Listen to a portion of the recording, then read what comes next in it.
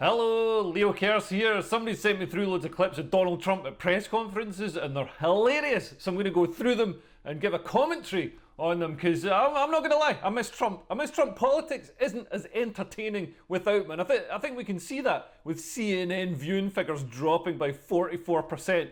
Like, we miss a president who just comes out at a press conference and calls a reporter a fat pig. It's just like, shut up, you fat pig. You know what I mean? Like, to somebody who's worked their whole life, studied at Harvard, their parents spent $500,000 on their education just for them to come home at Christmas and while they're eating a turkey, call their parents racist and explain why the turkey's colonialist and they didn't even bring a bottle of wine. You know what I mean? And like, they get an internship and they work their whole way in this dying industry of print media, work their whole way up to reporting at the White House. And the Pulitzer Prize is just in grasp. And then Donald Trump turns around and is like, shut up, you fat pig. Oh my God, there's no drug in the world that'll give me that rush. Anyway, here are the videos. I hope you enjoy them.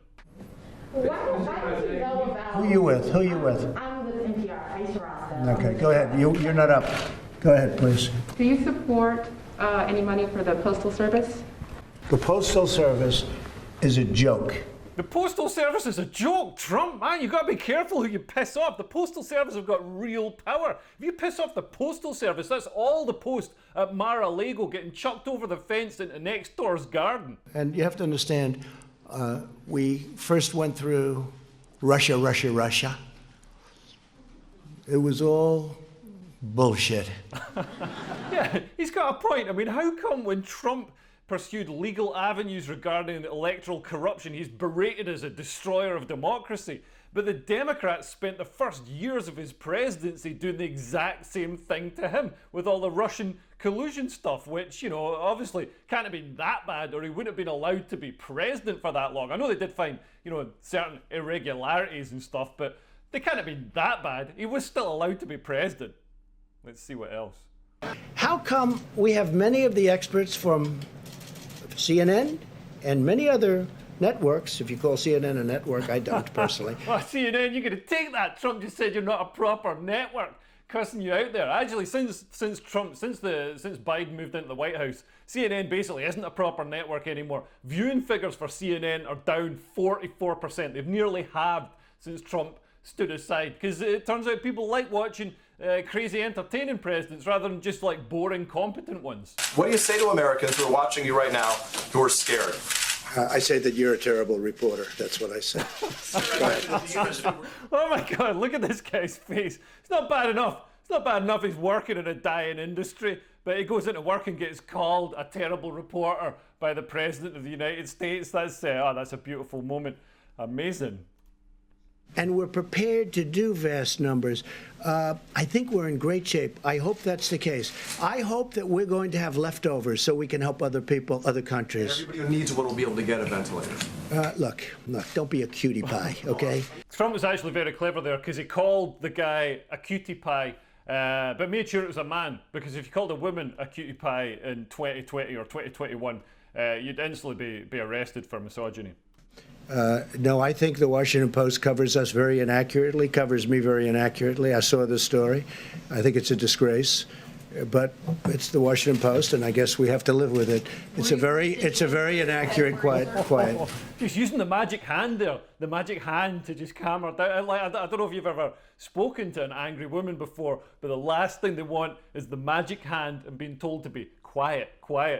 Nancy Pelosi is a horrible person. And she wanted to impeach a long time ago when she said, I pray for the president. I pray for the president. She said, pray. She may pray, but she prays for the opposite. But I doubt she prays at all. Man, she prays for the opposite side. So she prays for Satan. He's accusing somebody. I mean, I guess when you're president, you're kind of restricted by the kind of insults you can use. So you've got to, diss someone by saying they pray for the opposite of God or whatever. They're a Satanist. I mean, Nadler, I know him much of my life. He's fought me in New York for 25 years. I always beat him. And I had to beat him another time. And I'll probably have to beat him again. That's amazing. I'm assuming he's talking about Godzilla there. So he's had to fight somebody or something for 25 years in New York. I mean, he's setting it up. It's basically WrestleMania 67. He's setting it up for the sequel. I love that. He's thinking ahead. That is a smart president. When on January 31st, I instituted the ban, Joe Biden went crazy. What's up with his voice there? Like, it's Trump, are you hitting puberty? He's got more of an octave range than Mariah Carey. He said, you don't need the ban. He didn't go crazy. Like, he didn't even know what the hell the ban was. So he didn't go crazy. But he did call me xenophobic. Wait a minute. He called me xenophobic. He called me a racist because he has since apologized and he said I did the right thing. So when you say, why didn't you this? Every Democrat thought I made a mistake when I did it. I saved tens of thousands, maybe hundreds of thousands of lives by putting it. That you bought, the argument is that you bought yourself some time and you didn't use it to prepare hospitals, you didn't use it to ramp up testing. Right now, nearly 20 million people disgraceful. Trump really has a point here, though. I mean, Democrats are all like, oh, why didn't you close the borders because of coronavirus? When historically, Democrats have always been like, you know, oh, we've got to have open borders, we've got to have immigration, everybody should be free to come here and stuff. And like, then coronavirus comes along and all these nice, warm, cuddly, open border lefties are suddenly like, no, we've got to stop all these diseased people coming over. Oh no, shut the borders. They totally turn into like Tommy Robinson all of a sudden, just because of, you know, one virus. It's crazy. You know you're a fake. You know that. Your whole network, the way you cover it, is fake. And most of you, and not all of you, but the people are wise to you. That's why you have a lower approval rating than you've ever had before, times probably 3. Times probably 3. What does that even mean? It's like he's just trying to. I love how he's saying it's fake. Like your whole network is fake. Yeah, oh, it's made out of paper mache. All the people are cardboard cutouts. Then he says they have a lower approval rating than ever before, and tries to make it sound real by saying like timesing it by 3. So it makes it sound like it's a real number because it's times by 3. I think that's beautiful. We have a sleepy guy in a basement of a house. We have a sleepy guy in the basement of a house. It sounds like the plot of a Netflix horror film. Let's see where this is going. That the press is giving a free pass to. Who doesn't want to do debates because of COVID? And lots of things are happening, right? And I watched a couple of interviews and I say, oh, I look forward to this.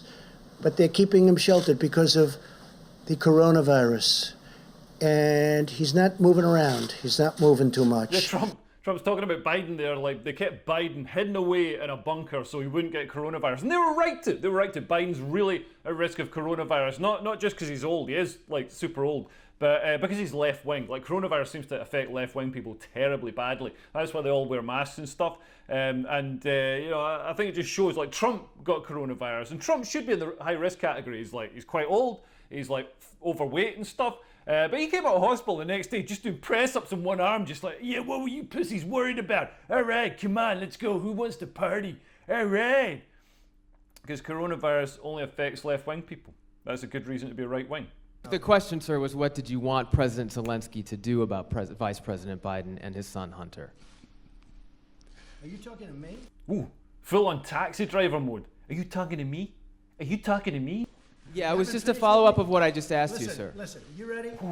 We have the president of Finland. Ask him a question. I have one for him. I just wanted to follow up on the one that I asked you, which was, Did you hear what me? did you want? Did you hear me? Yes, Ask sir. him a question. I will, but I've given you a long answer. Ask this gentleman a question. Don't be rude. Oh my God, how awkward must the president of Finland feel right there? Like, this guy is just being forced to ask him a question. That's amazing. Question? Yeah, go ahead. Sure. She's shocked that I picked her. No.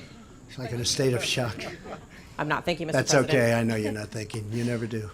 I'm sorry? Oh man, that is the reaction of a woman who's never had anyone talk back to her in her life. Like, man, women are constantly getting smoked, just blown up their arse. Like, oh, you're empowered, you're amazing, men are scum. Then, like, President Trump turns around and says that to you. Ka-ching, that's a total knockout blow. Members of Congress are now being tested positive for coronavirus, and you have almost 24 who are self-quarantining. Do you have any guidance for Congress? Should they? I know all of them, and I don't know if they're sitting like you people are sitting. You're actually sitting too close. We should probably get rid of about another 75, 80% of you. I'll have just 2 or 3 that I like in this room. I think that's a great way of doing it. We just figured a new way of doing it, but you're actually much too close. You know, You too. You should leave immediately.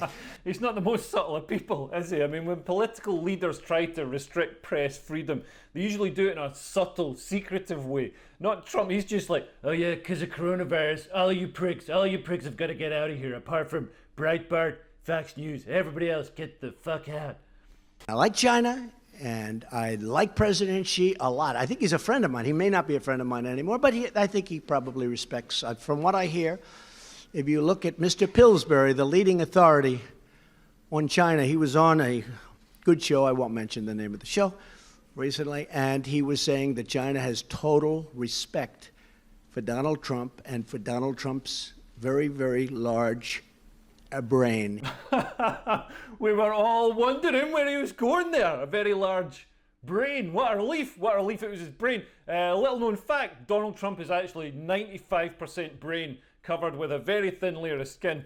It's not actually healthy to have a very large brain. In fact, an overly swollen brain is called a cerebral edema, and it can affect your thinking, attention, and communication skills. But I love how he talks about himself and the leader of the other world superpower like they're both 5 years old. Yeah, he's my friend. Well, maybe he's not my friend. Actually, I think I'm his best friend, but he's just a friend.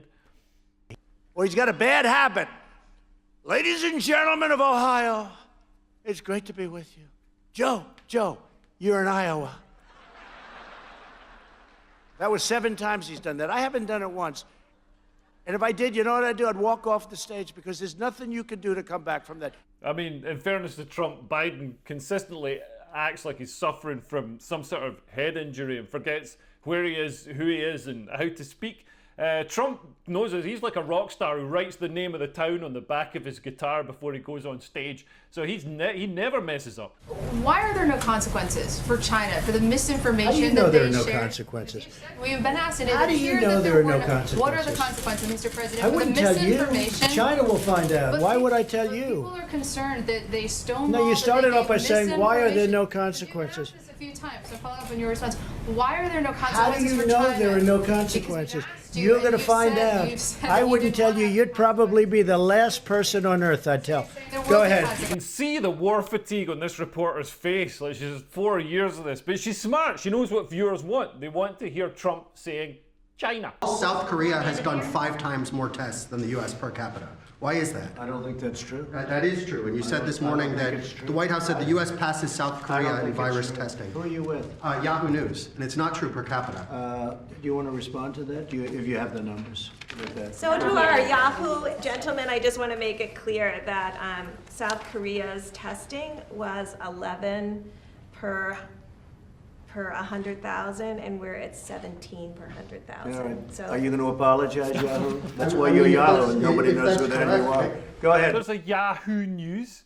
A Yahoo News. Like, what next? A TikTok News? A Lad Bible News? Like a BuzzFeed News? Man, people give Trump a hard time for talking about fake news, but who can blame him when there's like a Yahoo News? Mr. President, one for you and potentially as well one for you, Dr. Adams. Right now, the economy is essentially ground to a halt. Thanks for telling us. We appreciate it. Stores have closed.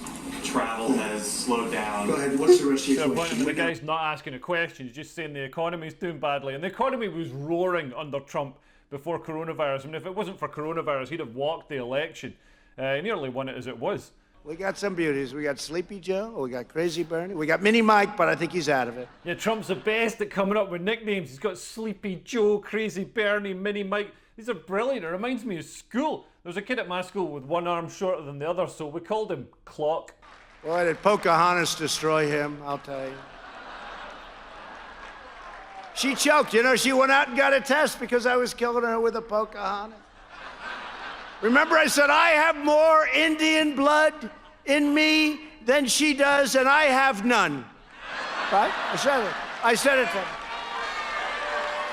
Love to have some, but I have none. And she was getting hit with that name, Pocahontas. That was one of the good ones. And they said, we want you to apologize for that name. And I did. I apologized. Nobody ever heard me apologize before. I apologized. To the real Pocahontas, I apologize. Pocahontas. He's referring to Elizabeth Warren, the progressive left-wing firebrand who claimed to have Native American heritage, and then got slammed by actual Native Americans when it turned out she was less than 0.1% Native American. I think I'm more Native American than that, and I'm mostly Scottish. Man, it'd be nice if we lived in a time when people didn't feel the need to pretend that they're an ethnic minority to have value as a person. But she was really mean to Mini Mike. I'll tell you, the way she treated her. He didn't know what hit him. He's going, oh, get me off of this stage. Get me off! Get me off of this stage! Mini Mike, imagine pouring hundreds of millions of dollars of your own money into a presidential bid, and it just gets destroyed by Trump in like half a second by calling you Mini Mike. And liberals can't complain. They all mock Trump for having like small hands and a small penis, because body shaming and sexual mocking is fine when it's directed at Trump, apparently.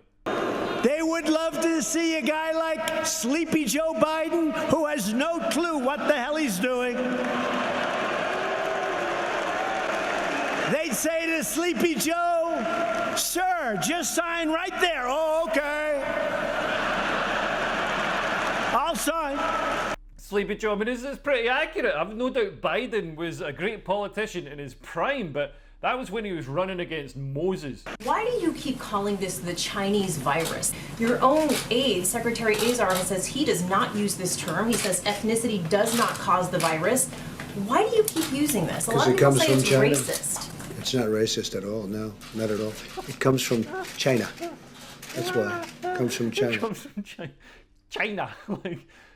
But yeah, how come it's like racist to say it comes from China, which is where coronavirus comes from, but it's not racist to call new versions like the British variant, the South African variant, and stuff like that?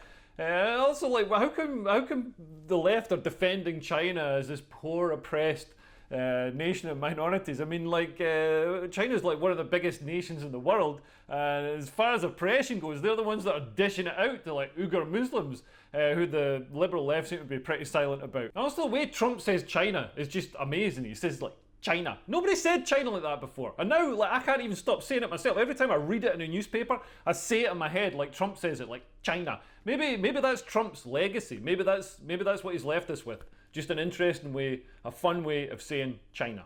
Some people have said I'm trolling the Democrats, and maybe I am.